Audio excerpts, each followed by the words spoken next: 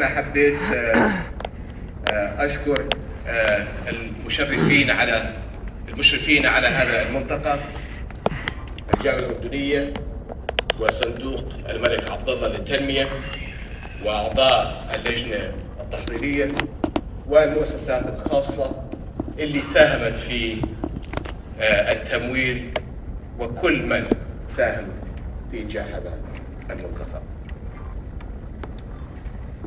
أنا تابعت فكرة هذا الملتقى من البداية من خلال لقاءاتي مع الشباب في أكثر من مناسبة، وكان الهدف منها إيجاد منبر وطني حر لمجموعات شبابية تمثل مختلف الأفكار والتوجهات حول رؤية الشباب لحاضر الأردن ومستقبل.